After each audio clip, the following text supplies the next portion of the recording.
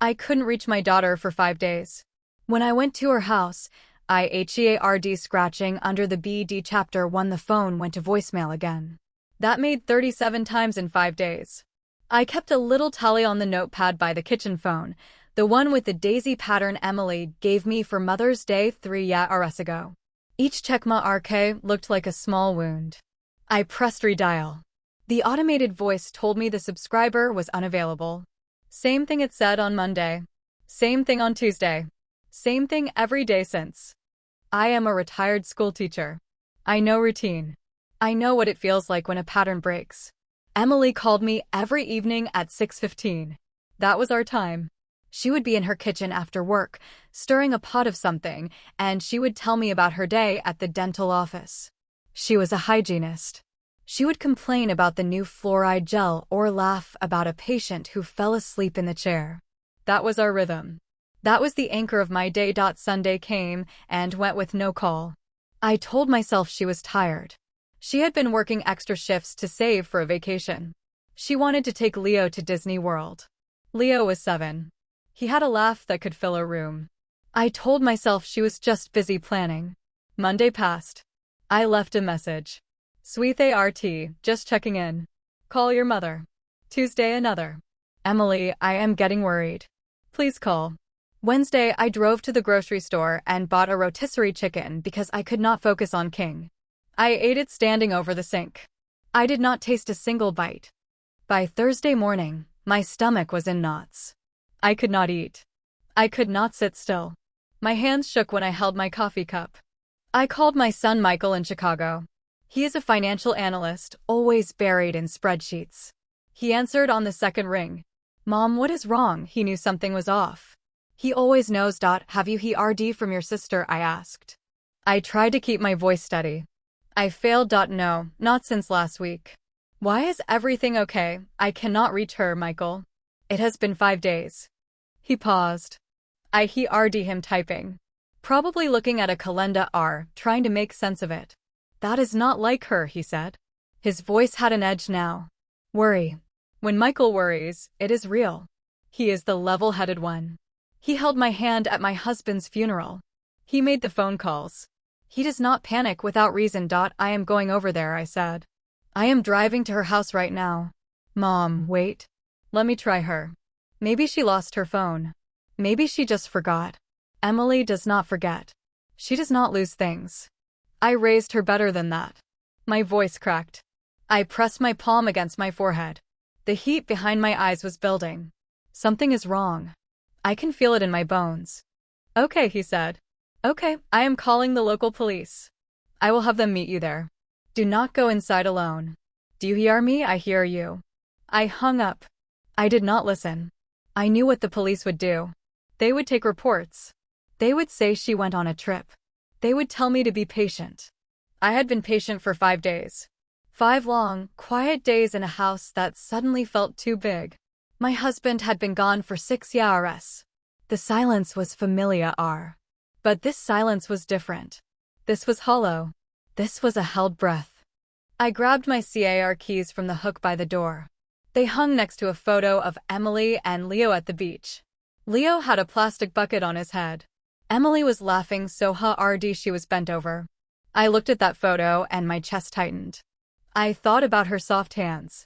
I thought about the way she smelled like lavender and toothpaste. I thought about how she used to rub my shoulders when I was stressed. I drove the 12 miles to her house on Maple Street. The roads were familiar. I had driven them 100 times. I passed the diner where we had breakfast on Saturdays. I passed the elementary school where Leo was in 2nd grade. Everything looked the same. The sun was out. The sky was a pale, washed-out blue. It looked peaceful from the outside. Inside my car, the air was thick. I could breathe. I pulled into her driveway. Her blue Honda Civic was parked in its usual spot. I felt a wave of relief that lasted exactly 2 seconds. If her car was there, she was home. She was just ignoring me. Maybe she was sick. Maybe she had the flu and was sleeping. But then I saw the mail. Piled up in the mailbox. A flyer sticking out. A pizza coupon that had been there for days. My relief evaporated. I walked up to the front door. I knocked ha road, Emily, no answer. I tried the doorbell. It rang inside. It echoed. I pressed it again. 3 more times. I was not thinking about Michael's warning. I was not thinking about the police. I was thinking about my daughter. I needed to hear her voice. I walked around to the back. The fence gate was unlatched. Emily was careful about that. Leo had a golden retriever named Buddy. She always kept the gate locked. I pushed it open. The backyard was quiet. The dog was not there. A child's bicycle lay on the grass. A plastic water bottle, half full, sat on the patio table. It looked like they had left in a hurry. Like they had just stepped away. I tried the back door. It opened. Unlocked. That was wrong. Emily was paranoid about crime. She read too many news stories. She locked everything. She had a security system. I stepped inside. The kitchen was clean. Dishes in the sink soaking. A bowl of fruit on the counter. The apples were rooting to brown. I touched one. Soft. It had been sitting there for a while. Emily, I called out. My voice was small. It did not sound like my voice. It sounded like a stranger's. Leo, Buddy, silence. But not total silence. I heard the hum of the refrigerator. I heard the clock ticking in the hallway. And then I heard something else. Faint. Coming from upstairs. A slow, deliberate sound. Like nails on wood. Like something struggling. I froze. My blood turned cold. I had watched enough crime shows. I knew what that sound could mean. But I also knew it could be a branch scraping the window. A squirrel in the attic. Probably nothing. Just the old house settling. I walked through the kitchen into the living room. Everything was tidy. The TV was off. A book was on the coffee table. A mystery novel. I had given it to her for Christmas. Spine up, book may RK inside. She had been reading it. Just set it down. I climbed the stairs. My knees ached. I am 72. Arthritis. But I did not feel the pain. I did not feel anything except a rising tide of panic. The scratching grew louder. Coming from the bedroom at the end of the hall. Her bedroom. I walked toward it. Floorboards creaked under my weight. I stopped at the door. Closed. The scratching was inside. Rhythmic. Scrape. Pause. Scrape. Pause. The sound of desperation. The sound of something alive. Emily, I whispered. I forced my voice louder. Emily, is that you? The scratching stopped. The silence that followed was worse. Thick and heavy. I could feel my heart pounding in my ears. My pulse in my fingertips. I put my hand on the doorknob. Cold metal. Smooth. I turned it. Unlocked. I pushed the door open. The room was dark. Curtains drawn. The air smelled stale. Sweat and dust and something else. Something metallic. Blood. I squinted into the shadows. I could make out the shape of the bed. Queen-sized. Cream headboard road, blankets rumpled. Pillows strewn on the floor. The scratching was coming from under the bed. I saw movement. A pale hand reached out. A small hand. A child's hand. Covered in dirt and scrapes. Trembling. It grabbed at the carpet, pulling itself forward. A face emerged. Leo. His hair was matted with sweat. His cheeks were hollow. His eyes were wide and wild. He was terrified. Grandma, his voice was a rasp. A whisper. He was dehydrated. Weak. But alive. I dropped to my knees. I did not think about my arthritis. I crawled across the floor and pulled him into my arms. He was skin and bones. His small body felt so fragile.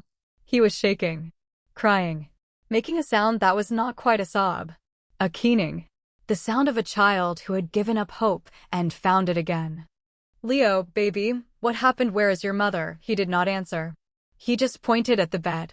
Pointing at the top of the mattress. I looked up. I saw a dark stain on the sheets. A large, spreading stain. Rust-colored. Dried blood. My heart stopped. My lungs seized.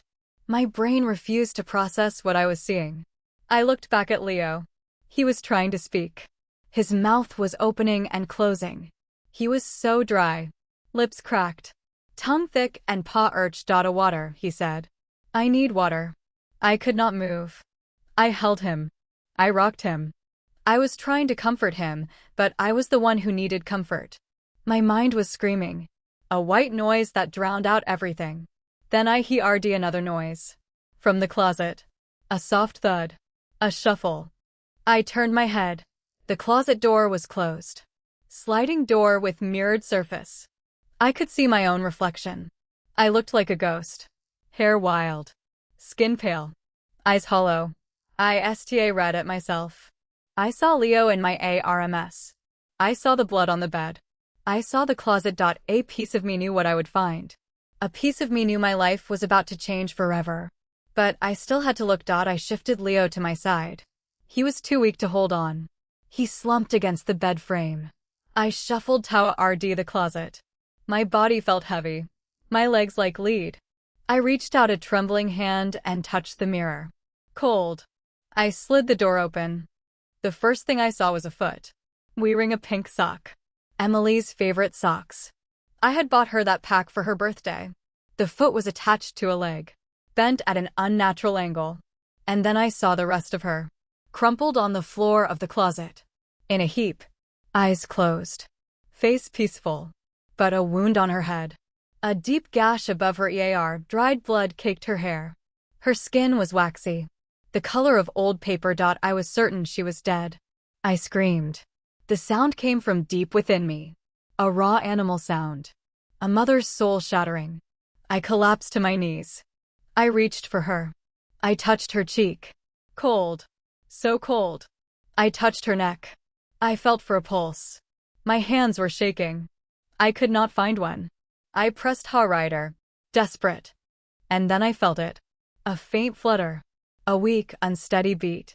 She was alive. Rely. But alive. Emily. I cried. Emily, wake up. Open your eyes, sweet ART. Please. She did not move. She did not respond. Her breathing was shallow. Rely visible. She was slipping away. I scrambled for my phone. In my pocket. I pulled it out. My fingers were shaking. I dropped it on the floor. I picked it up. I dialed 911. I heard the operator's voice. Calm and steady. What is your emergency? I tried to speak. The words would not come. I choked them out. My daughter. She is hurt. Bleeding. My grandson. Under the bed. Please. Send help. An ambulance. Ma'am, where are you? I gave her the address. The street. The cross streets. I told her to hurry. Please hurry. I hung up and crawled back to Emily. I took her hand. Limp and lifeless. I held it to my chest. Rude to talk to her. Stay with me, Emily. You cannot leave me. I will not let you. You have a son. He needs you. I need you. You are my daughter. You are everything to me. Do not you dare give up. Do you hear me? Do not you dare. I turned to look at Leo. He was watching me. Eyes glassy. In shock. Trying to hold it together. I pointed at him. Stay right there, baby. Do not move. The nice people are coming. They are going to help you. Everything is going to be okay. I did not believe my own words. Nothing was going to be okay. But I could not say that. I had to hold on to a sliver of hope. I looked around the room. Chaos. Overturned lamp. Shattered glass on the floor. A drawer pulled out of the dresser. Clothing scattered everywhere. It looked like a struggle. Like someone had been sea urching for something. I studied Emily's face. Too calm. The face of someone who accepted their fate. The face of someone who fought and lost. My heart ached for her. My heart ached for the little boy hiding under the bed. What had he seen?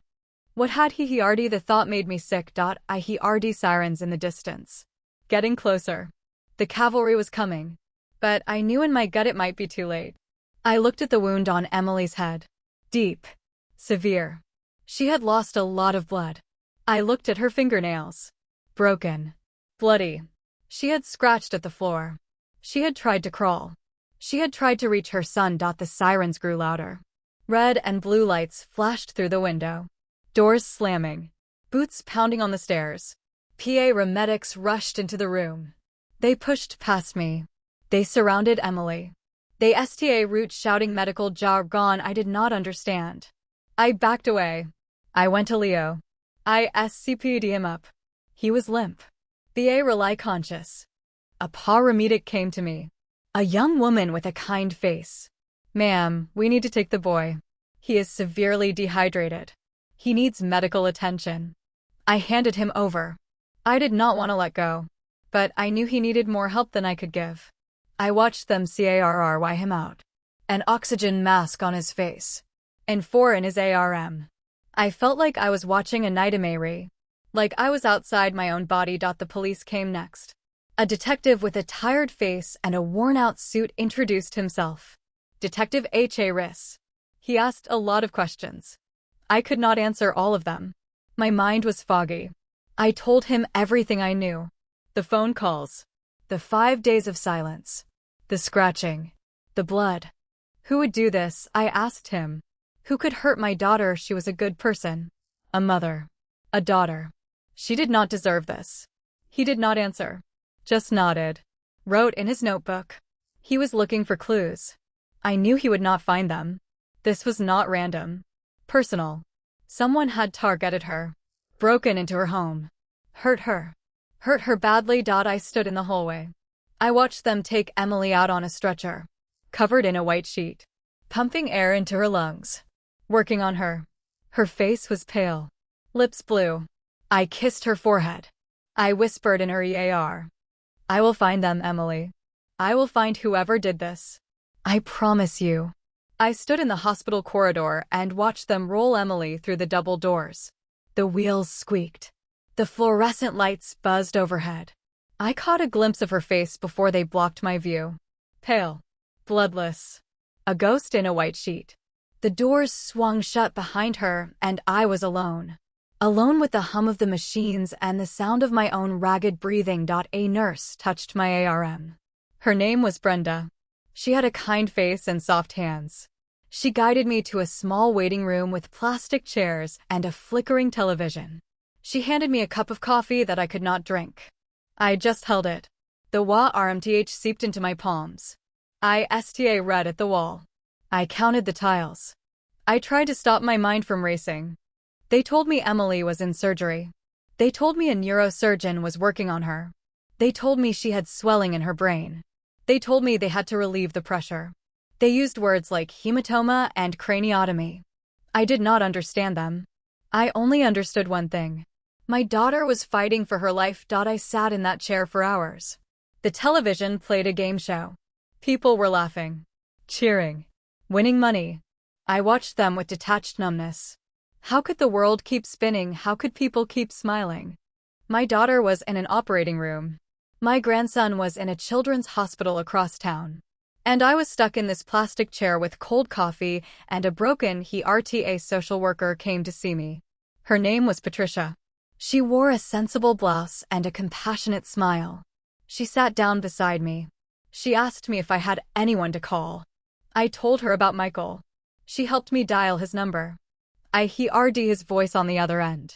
It cracked when I told him what happened. I heard him shouting orders in the background.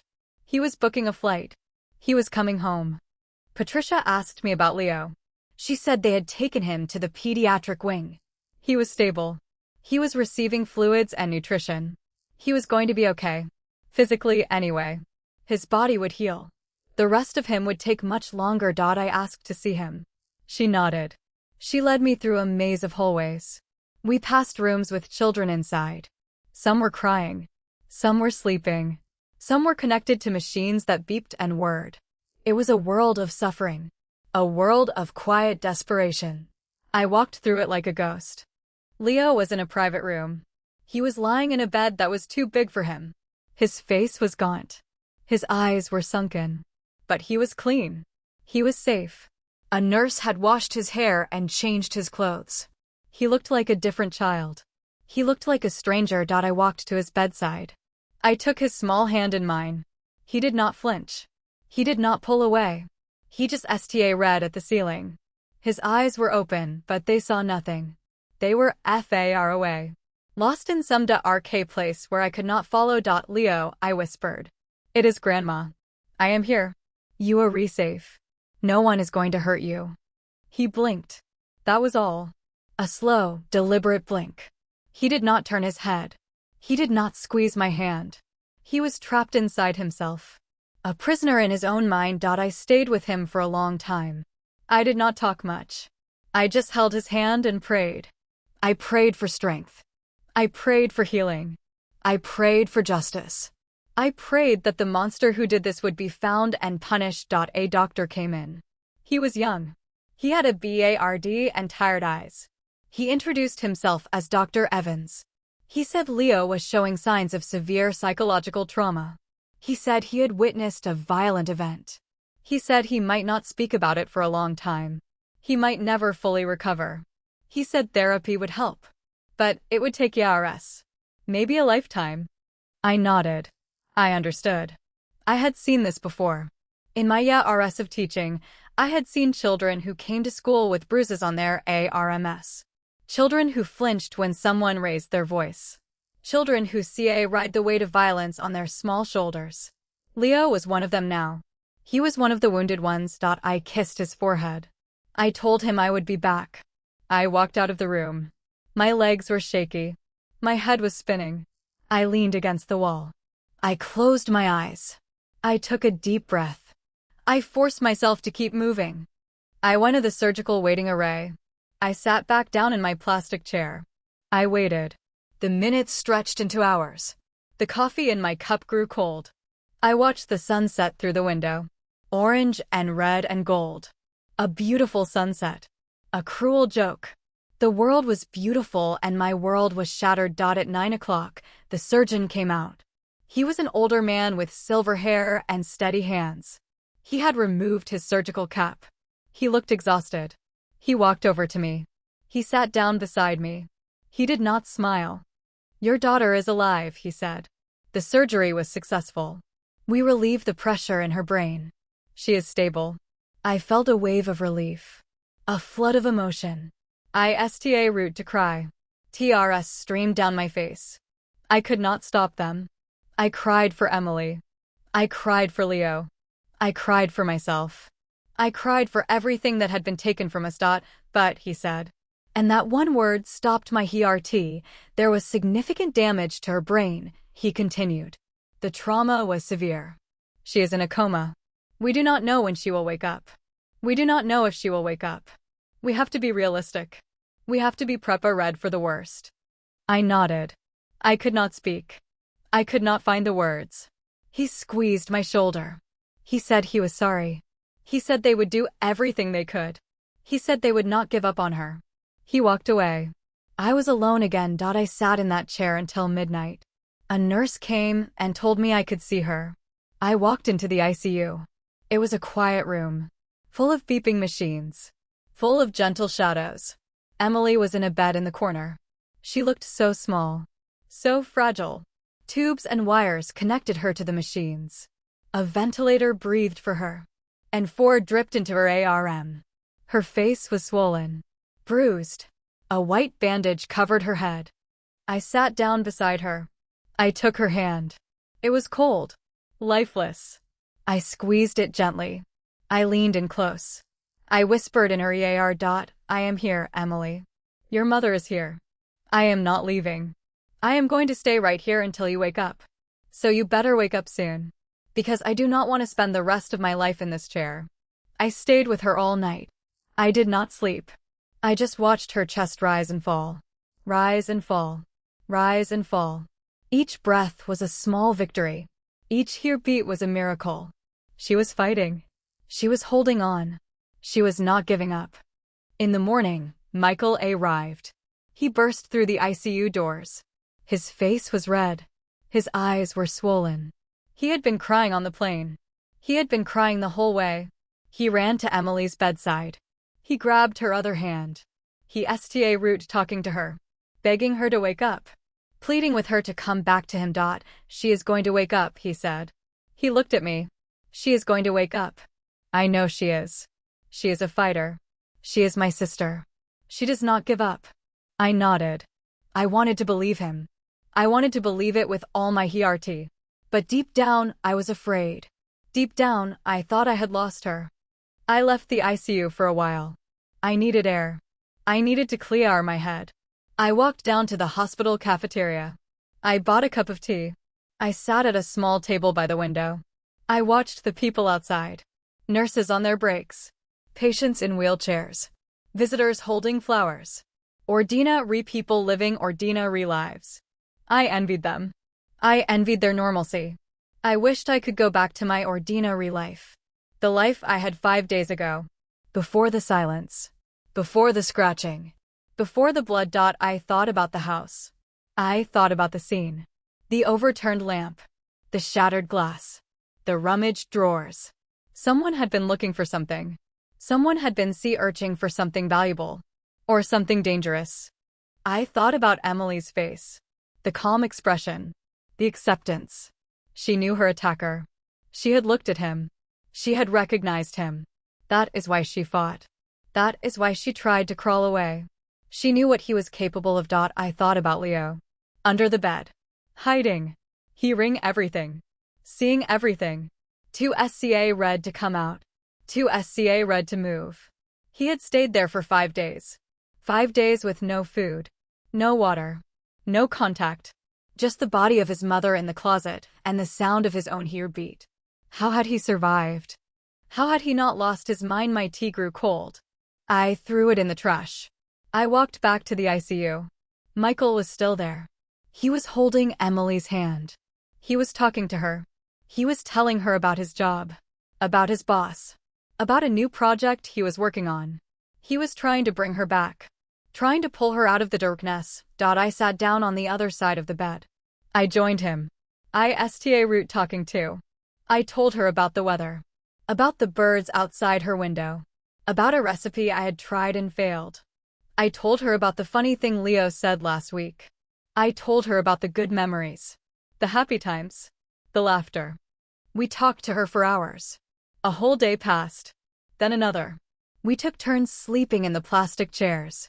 We ate hospital food that tasted like Boe Road. We watched the sun rise and set. We watched the machines beep and hum.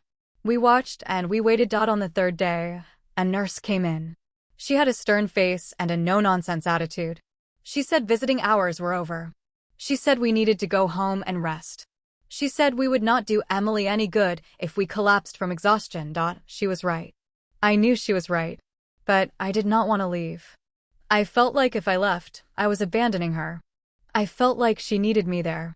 I felt like my presence was the only thing keeping her alive. But I listened. I stood up. I kissed Emily's forehead. I whispered in her ear one last time. I am coming back tomorrow. I am going to find out who did this to you. I am going to make them pay. And when I do, I am going to come back here and tell you all about it. You wait and see. I walked out of the ICU with Michael. We stood in the hallway. We looked at each other. We were both exhausted. We were both broken. We were both holding on by a thread. I am going back to her house, I said. I am going to find out what happened. Mom, the police are reinvestigating. Let them do their job. The police do not see They have other cases. They have other victims. Emily is just another statistic to them. But she is not to me. She is my daughter. I am not giving up on her. Michael sighed. He knew me too well. He knew I was not going to listen. He knew I was stubborn to the core. He put his hand on my shoulder. Then I am coming with you. We do this together. I nodded. We walked out of the hospital. The sun was setting again. Another day had passed.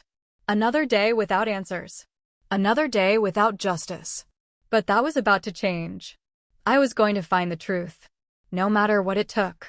No matter how long it took. I was going to find the monster who hurt my family. And I was going to make sure he never hurt anyone again.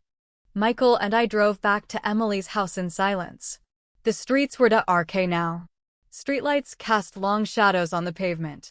I gripped the steering wheel until my knuckles turned white. My mind was racing. I was replaying every detail of the past 5 days. Every phone call. Every unanswered message. Every moment of dread. We pulled into the driveway. The house loomed in front of us. Dark and silent. A crime scene tape stretched across the front door. Yellow and black. A warning to stay out. I ignored it. I ducked under the tape. Michael followed close behind. The door was unlocked. The police had left it that way. I pushed it open. The smell hit me first. Stale air. Dust. A faint metallic tang that I knew was blood. I turned on the lights. The kitchen was exactly as I had left it. The bowl of fruit on the counter. The apples now black and rotten. The dishes in the sink. A layer of scum on the water. I walked through the living room. The book was still on the coffee table. Spine up. The bookmark still in place. It felt like a snapshot of a life interrupted.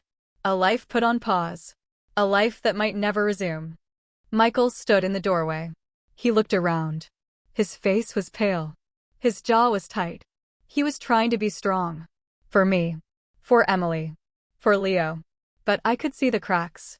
I could see the fear in his eyes. What are we looking for, Mom? He asked. His voice was quiet. Almost a whisper. I do not know, I said. Something. Anything. A clue. A note. A sign. Something that tells us who did this. We split up. I went upstairs. He searched the main floor. I walked into Emily's bedroom. The room was still a mess. The lamp was still overturned. The glass was still on the floor. The police had taken photos. They had dusted for prints. They had done their job. But they had missed something. I knew they had. I stood in the center of the room. I closed my eyes. I tried to imagine what happened. I tried to picture the scene. Emily was in here. She was reading her book. She was relaxing. She was alone. Or maybe Leo was with her. Maybe he was playing on the floor. Maybe he was watching TV in the next room. Then someone came in. Someone she knew. Someone she trusted. That was the key.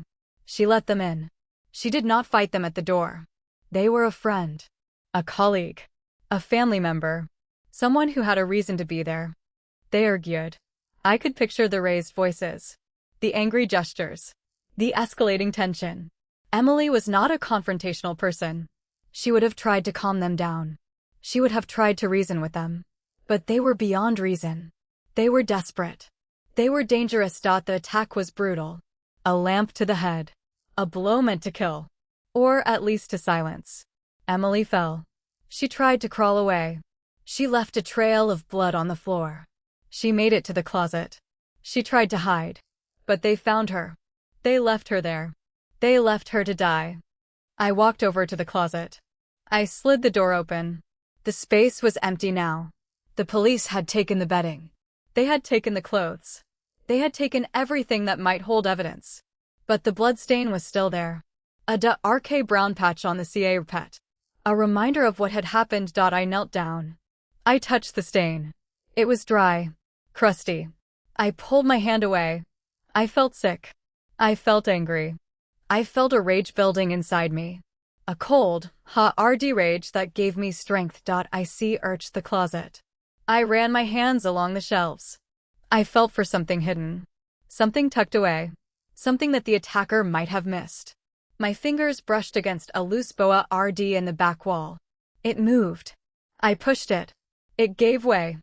Behind the board was a small compartment. A hiding place. Inside was a metal box. Old and tarnished. I pulled it out. It was heavy. It was locked. A small padlock held it shut. I carried it out to the bedroom. I showed it to Michael. He came upstairs. He looked at the box. He looked at me. What is that? He asked. I do not know. But Emily hid it. She hid it well. She did not want anyone to find it. We tried to open it. We tried to pick the lock. We tried to break it. Nothing worked. The box was sturdy. It was designed to keep secrets. Maybe there is a key, Michael said. Maybe she kept it somewhere else. Somewhere obvious. We searched the room. We looked in the drawers. We looked under the mattress. We looked in the jewelry box on the dresser. Nothing. Then I remembered the book. The mystery novel on the coffee table. The bookmark inside. I ran downstairs. I grabbed the book. I opened it. The bookmark was a thin piece of metal. It was shaped like a key. I pulled it out. I examined it. It was not a bookmark at all. It was a key. A small, delicate key. I ran back upstairs. I inserted the key into the padlock. It turned. The lock clicked open. I lifted the lid.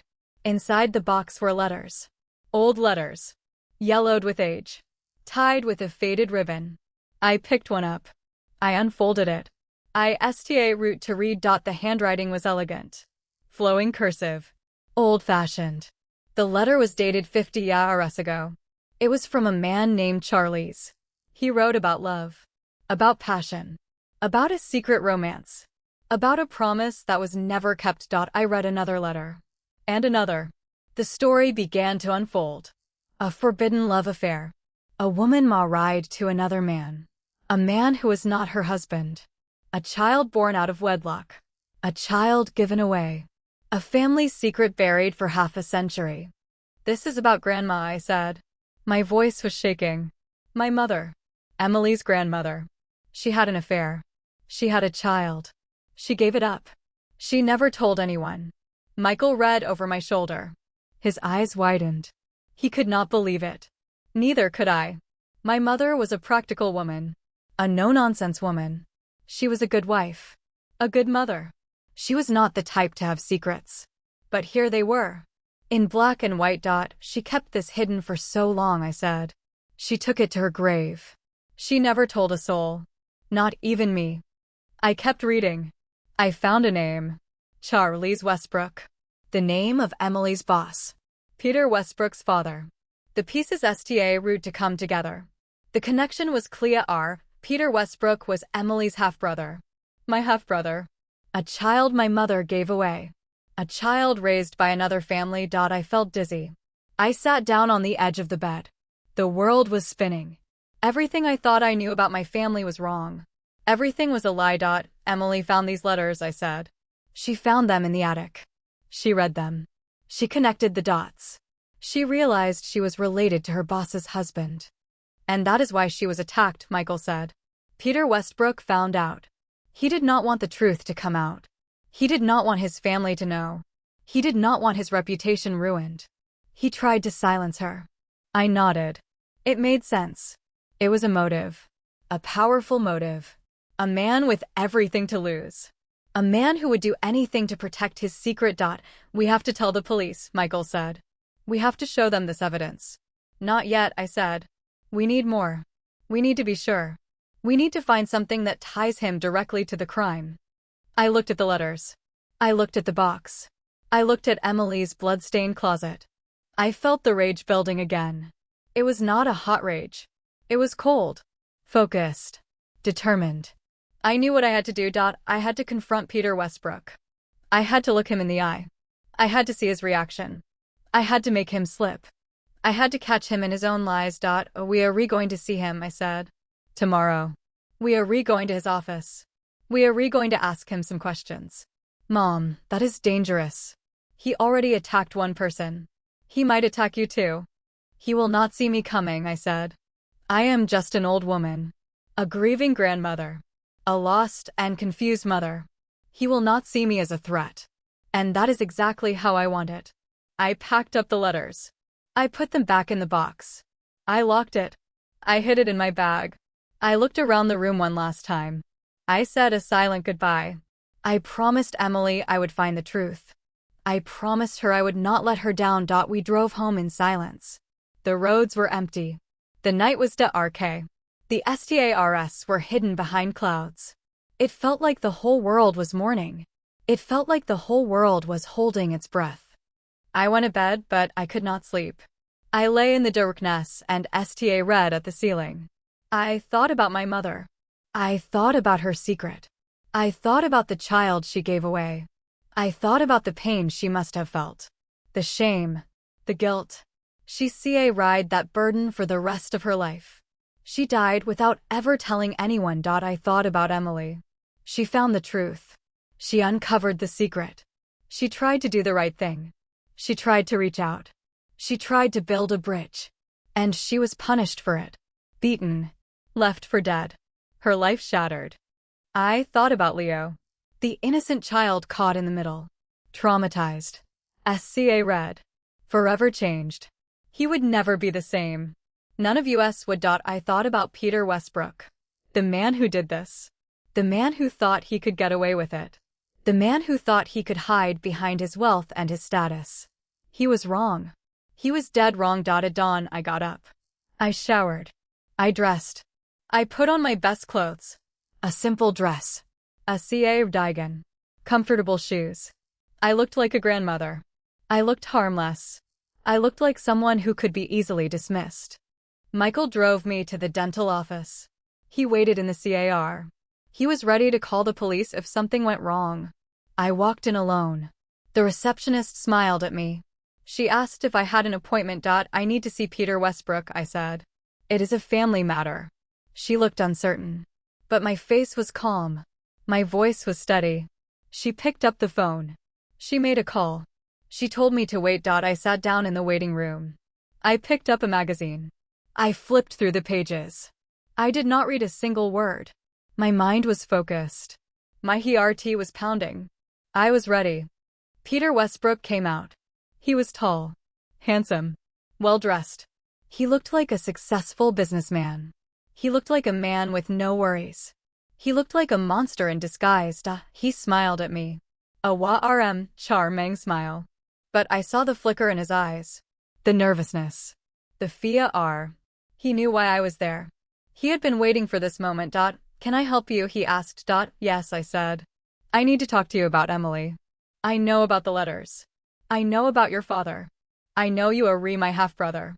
His smile vanished. His face went pale. He grabbed my arm. He pulled me into a side office. He closed the door.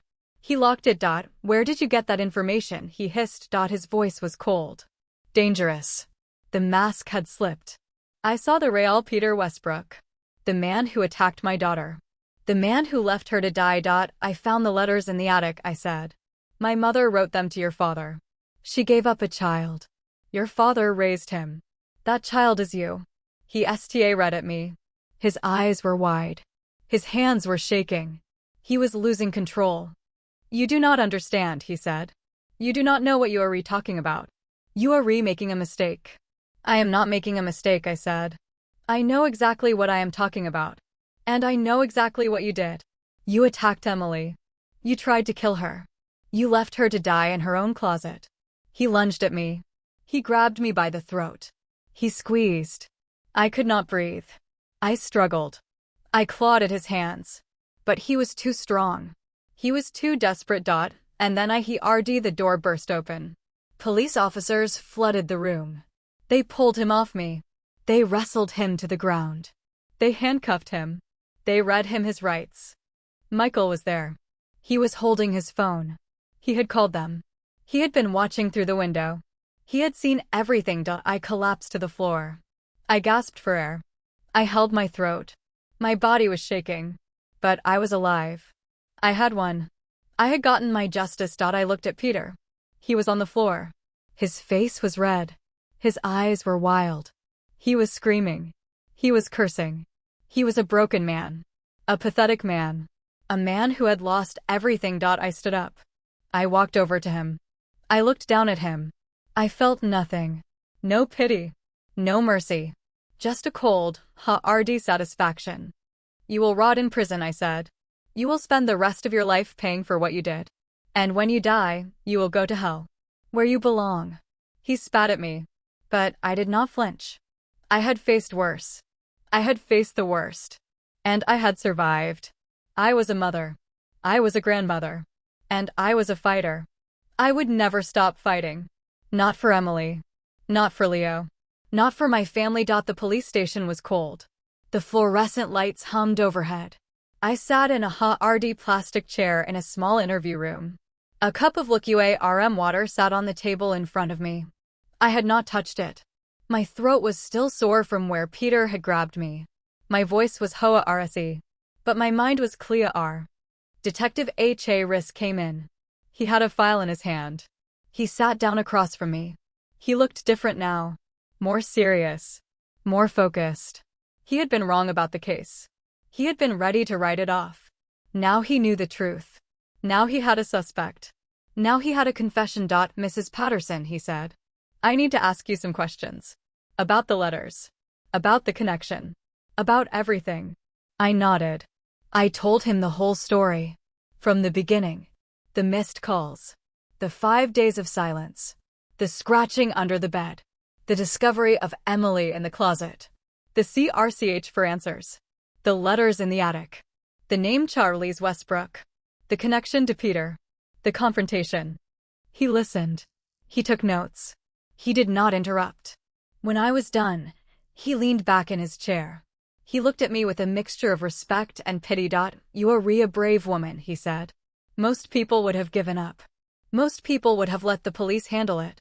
You did not. You kept pushing. You kept digging. You found the truth." "I am a mother," I said. "I would do anything for my children. Anything." He nodded. He understood. He had children of his own. He told me about them. 2 daughters. One in college. One in high school. He said he would do the same for them. He said he admired my determination. He told me about the case. Peter Westbrook was being processed. He was being charged with attempted murder, assault, breaking and entering, child endangerment. The list went on. He was not going anywhere. He was going to prison. For a long, long time. "But there is something you need to know," Detective Harris said. His voice dropped. His face grew solemn. "Peter is not the only one involved. He had help. Someone else was there that night. Someone else helped him cover it up." I felt my blood run cold. My heart route to race. I gripped the edge of the table. "Who?" I asked. "Who helped him?" "His wife. Margaret Westbrook. She knew what he did. She helped him clean up the scene. She helped him dispose of evidence. She helped him create an alibi. She was his accomplice." I felt sick. I thought about Margaret. I had met her once. At a dental office holiday party. She was a quiet woman. Soft-spoken. Dressed in expensive clothes. She had smiled at me. She had asked about Emily. She had seemed so nice. So normal. So harmless. "She knew Emily was related to her husband," Detective Harris said. "She knew about the affair. She knew about the child. She was just as afraid of the truth coming out as he was. She helped him because she was SCA red. SCA red of losing her lifestyle. SCA red of losing her social status. SCA red of the shame. She is just as guilty as he is," I said. My voice was cold. "HA Road, she should be punished too." "She will be," he said. "We are bringing her in for questioning. We have enough evidence to charge her as an accessory. She is not going to walk away from this." I felt a small measure of satisfaction. But it was hollow. It did not bring Emily back. It did not heal Leo's trauma. It did not undo the damage that had been done. I left the police station. Michael was waiting for me in the car. He looked tired. He looked worried. But he also looked relieved. The nightmare was almost over. The monster was behind bars. We could finally start to heal. We drove to the hospital. We visited Emily first. She was still in a coma. Still suspended between life and death. The doctors said there was no change. They said it could be weeks. Months. Yeah, RS. They said we had to be patient. I sat by her bedside. I held her hand. I told her what happened. I told her we found the person who hurt her. I told her he was in jail. I told her justice was coming. I told her to keep fighting. I told her to come back to us. She did not respond. She just lay there. Still and silent. A prisoner in her own body. A victim of a crime that should never have happened. I left her room. I walked down to the pediatric wing. I went to see Leo. He was sitting up in bed. He was eating a bowl of Jell-O. His color was better. His eyes were brighter. He was making progress. Slow progress. But progress nonetheless. Grandma, he said. His voice was soft. Hesitant. Are you okay? I heard what happened. I heard about the man. I heard you caught him. I sat down beside him. I took his hand. I squeezed it gently. I am fine, sweetheart, I said. I am just fine. You do not have to worry about me. I am a tough old bird. He smiled. A small, fragile smile. It was the first smile I had seen on his face since this whole nightmare began. It made my heart ache. It gave me hope. Are you going to stay with me? He asked. Are you going to be here when I wake up? I am not going anywhere, I said. I am going to be right here. Every step of the way. We are going to get through this together. You and me and your mom. We are a family. And families stick together. He nodded. He finished his jello. He lay back on his pillow. He closed his eyes. He fell asleep. He looked peaceful. He looked safe. He looked like a child who finally felt secure. I stayed with him for a while. I watched him sleep. I thought about everything that had happened. The pain, the fear, the anger, the hope. It was a roller coaster of emotions. A whirlwind of chaos. But we were surviving. We were holding on. In the days that followed, I spent my time between the hospital and Emily's house. I cleaned up the mess. I packed away her things. I sorted through her belongings. I found reminders of her everywhere. A lipstick on the bathroom counter. A pair of shoes by the door. A half-empty bottle of shampoo in the shower. Each item was a small knife in my heart. I also kept digging. I researched Peter Westbrook. I read about his life. His business. His family. He was a respected member of the community. He sat on Charity Boa RDS.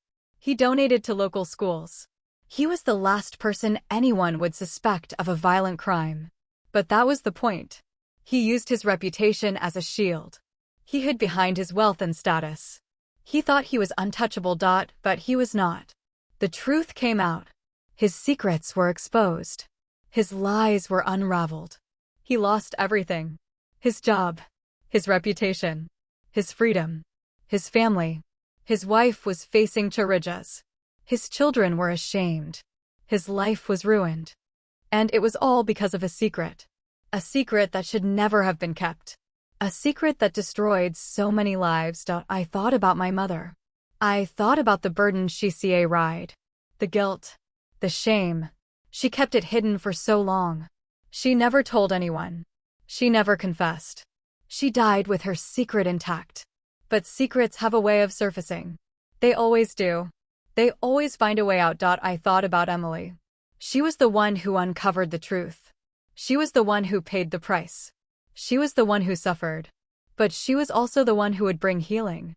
She was the one who would break the cycle of secrecy and lies. She would not let the past define her. She would not let the darkness consume her. A week later, I was back at the hospital.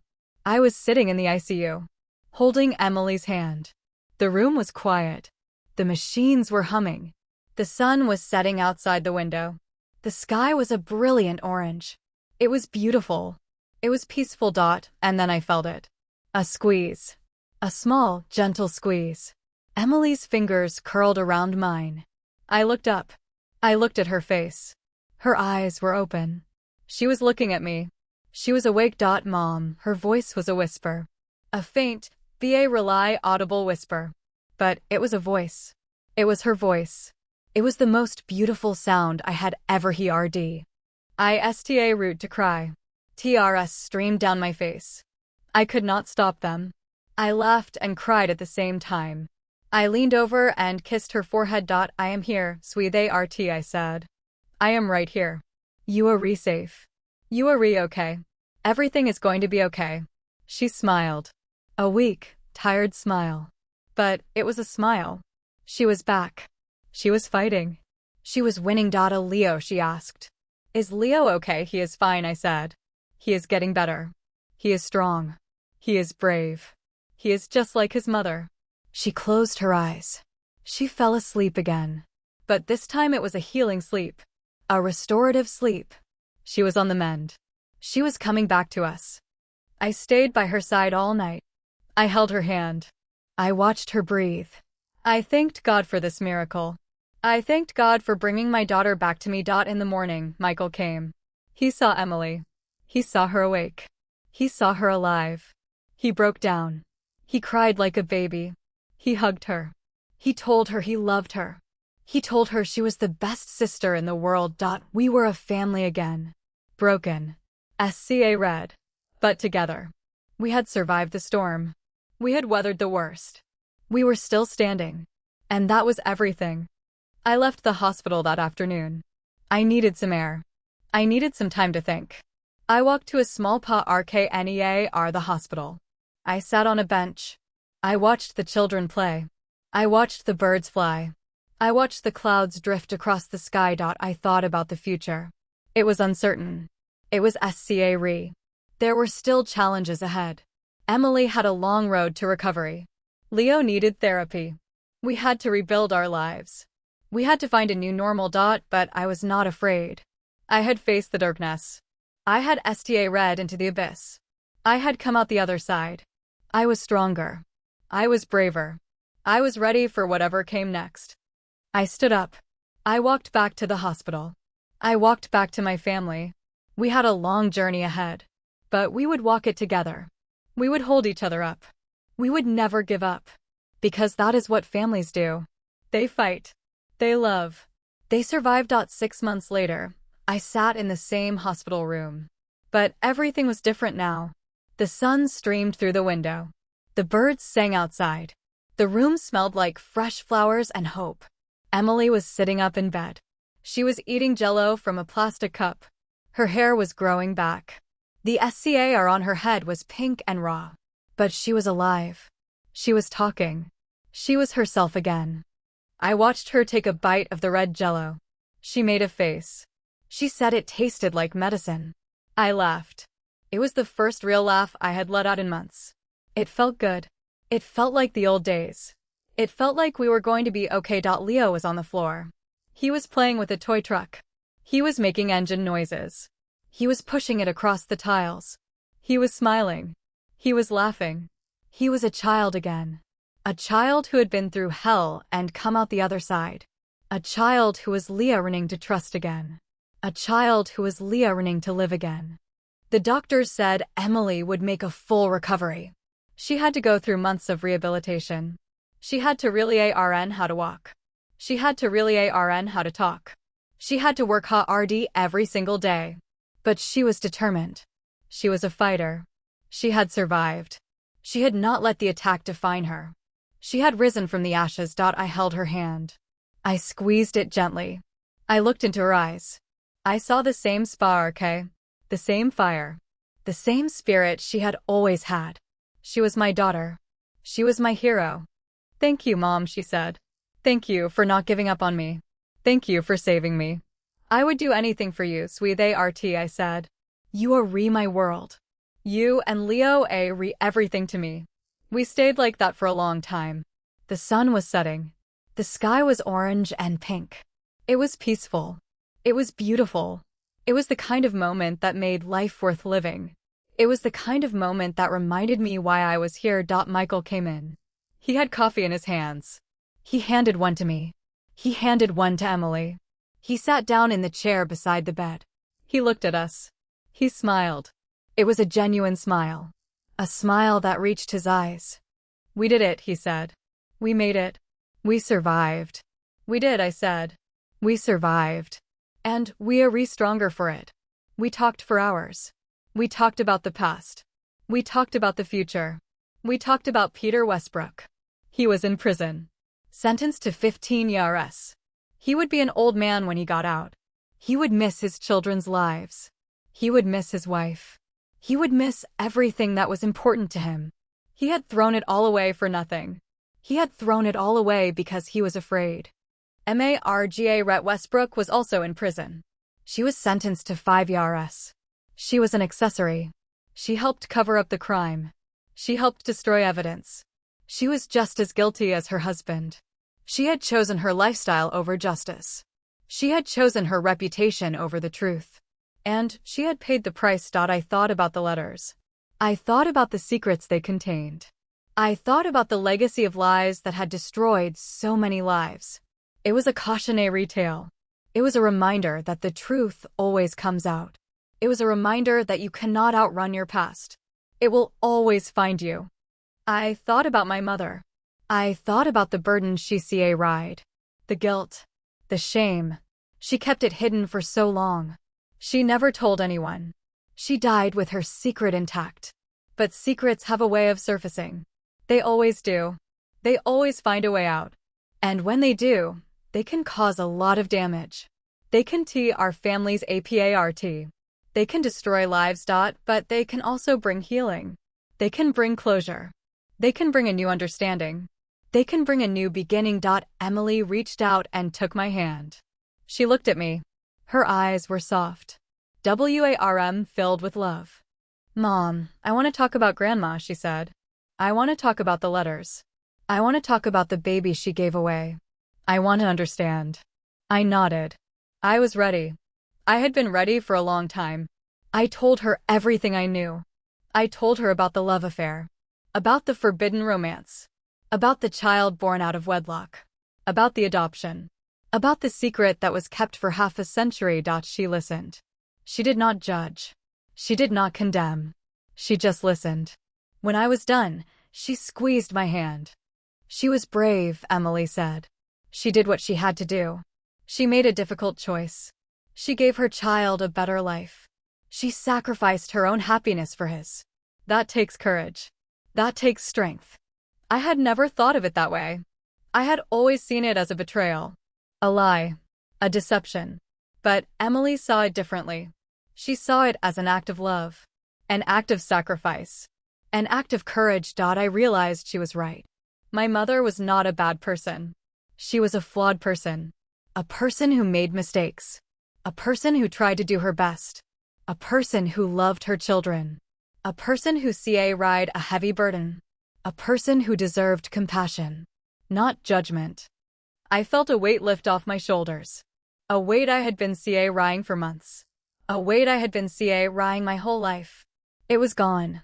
I was free. I was at peace. The days turned into weeks. The weeks turned into months. Emily continued her rehabilitation. She worked hard every day. She pushed herself. She never gave up. And slowly, gradually, she got better. She root walking again. She root talking again. She root living again. Leo went to therapy. He talked about his feelings. He talked about his fears. He talked about what he saw. It was hard. It was painful. But he was making progress. He was healing. He was learning to trust again. He was learning to be a kid again. Michael went back to Chicago. He had a job to do. But he called every day. He came to visit every month. He was more present than he had ever been. He was more involved. He was more caring. He had changed. We all had. I moved into Emily's house. She needed help. Leo needed help. I was happy to give it. I was happy to be there. I was happy to be part of their lives. I was happy to be a grandmother. I was happy to be a mother. I was happy to be alive. We created a new routine. New rhythms. New traditions. We had breakfast together. We had dinner together. We watched movies together. We played games together. We laughed together. We cried together. We healed together. One evening, I was sitting on the porch. The sun was setting. The sky was orange and pink. Leo was playing in the road. Emily was in the kitchen. Michael was on the phone, laughing at something his colleague said. It was a perfect moment. A simple moment. A beautiful moment. I thought about the past year. The pain. The fear. The anger. The hope. The healing. It had been a long, hard journey. But we had made it. We had survived. We had come out stronger. We had come out closer. We had come out as a family. I thought about the future. The possibilities. The opportunities. The challenges. There would be more trials. There would be more obstacles. There would be more here touch. But I was not afraid. I had faced the worst. I had come out the other side. I was ready for whatever came next. Leo ran up to me. He was holding a dandelion. He handed it to me. Grandma, this is for you, he said. It is a wish flower. You make a wish and blow the seeds away. And your wish comes true. I smiled. I took the dandelion. I held it up to my lips. I closed my eyes. I made a wish. I wished for health. I wished for happiness. I wished for love. I wished for my family to always be together. I blew the seeds into the wind. They floated away, dancing in the golden light, carrying my wishes to the heavens. Leo clapped his hands. He was happy. He was free. He was a child. A child who had been through hell and come out the other side. A child who was learning to laugh again. A child who was learning to dream again. I hugged him. I held him close. I kissed the top of his head. I breathed in his scent. He smelled like sunshine and soap and innocence. He smelled like hope. Emily came out of the kitchen. She was holding a plate of pies. They were fresh and warm. She sat down beside me. She handed me one. I took a bite. It was perfect. Sweet and soft and comforting. Just like her. Michael came out too. He was still on the phone. But he was smiling. He was happy. He was at peace. He hung up and joined us on the porch. He took a pie. He took a bite. He nodded in approval. We sat there. The four of us. Watching the sunset. Watching the stars come out. Watching the world fade into darkness and then light up again. It was a beautiful world. A complex world. A world full of pain and joy. Full of sorrow and hope. Full of loss and love. I thought about the journey. The long, winding road we had traveled. The twists and turns. The ups and downs. The moments of despair. The moments of triumph. The moments of grace. I thought about the lesson. The lesson I had learned. The lesson I would never forget. That love is the greatest weapon. The most powerful force on earth. It can conquer any obstacle. It can overcome any challenge. It can heal any wound. It can bring light into the darkest places. It is the only thing that truly matters in this world. I looked at my family. I smiled. I said a silent prayer of thanks. I was grateful. I was blessed. I was home. What happened to us was a tragedy. But it did not break us. It did not define us. It made us stronger. It brought us closer. It taught us what really matters. Family. Love. Loyalty. The bonds that tie us together. The bonds that will never be broken. If you have someone you love, tell them today. Do not wait for tomorrow. Life is short. It is unpredictable. It is precious. Cherish every moment. Cherish every breath. Cherish every heartbeat. And if you ever find yourself in the darkness, keep going. Keep fighting. Keep hoping. Because even in the darkest night, there is always a light. There is always a way four-way road. And you are never, ever alone. Now, I want to hear from you. Have you ever faced a crisis that tore your family apart? How did you handle it? How did you come together? Share your stories in the comments below. Let us help each other. Let us support each other. Because we are all in this together. And if you have made it this far, please subscribe to the channel. Hit that bell icon so you do not miss the next story. Stay safe out there. And remember, no matter what happens, always hold on to the ones you love. I closed the front door of Emily's house and leaned against it. The house was quiet now. Everyone was asleep. Leo in his room, clutching his stuffed bear, Emily in her bed, her breathing slow and steady. Michael on the pull-out couch, snoring softly. They were safe. They were home. I walked to the kitchen. I poured myself a glass of water. I stood at the window and looked out at the moon. It was full and bright. It hung low in the sky like a watchful eye. I thought about the past year. The terror. The grief. The rage. The relentless search for answers. I had clawed my way through darkness to find the light. The letters were gone now. I had burned them. One by one. I watched the flames curl the edges and turn the ink to ash. Some secrets were not meant to be kept.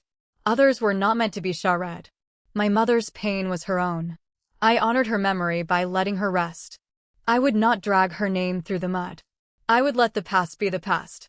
But the scars remained. On Emily's head. On Leo's heart. On my soul. They were permanent. They were reminders. They were badges of survival. We wore them proudly. We wore them quietly. I thought about Peter Westbrook. In his cell. Alone. Broken. I felt no pity. I felt no anger. Just a cold, hollow emptiness. He had thrown away everything. His family. His freedom. His humanity. For what a secret that was already dead. A fear that was already hollow. He had destroyed himself. I thought about Margaret. In her own cell. Weeping. Regretting. She had chosen her husband over her conscience. She had chosen her reputation over the truth. She had paid the price. She would live with that choice for the rest of her life. I set the glass down. I walked to the living room. I stood over the couch and watched Michael sleep. He looked peaceful. He looked young. He had been my rock. He had been my strength. I was proud of him. I was proud of the man he had become. I walked upstairs. I peeked into Leo's room. He was curled in a ball. His BAR tucked under his arm. His face was relaxed. No nightmare residential tonight. Just sweet dreams. He was healing. Slowly. But surely. I walked into Emily's room. She was asleep. Her hand rested on the pillow beside her. Her SCAR was visible in the moonlight. It was a reminder of what she had endured. But it was also a reminder of her strength. She had survived. She had conquered. She had come back. I kissed her forehead. I whispered goodnight. I walked to my own room. I lay down on my bed. I read at the ceiling. The house was silent. The world was quiet. My mind was finally at peace. I closed my eyes. I slept. For the first time in a long time, I slept without fear, without worry, without dread. I slept like a mother who had protected her children. I slept like a warrior who had won the war. In the morning, the sun would rise. The birds would sing. The coffee would brew. Leo would run down the stairs. Emily would laugh. Michael would make jokes. And life would go on. Not perfect, but precious. Not easy, but worth it. That is what I had fought for. That is what I had won. A chance. A new beginning. A future. And that was enough. That was everything.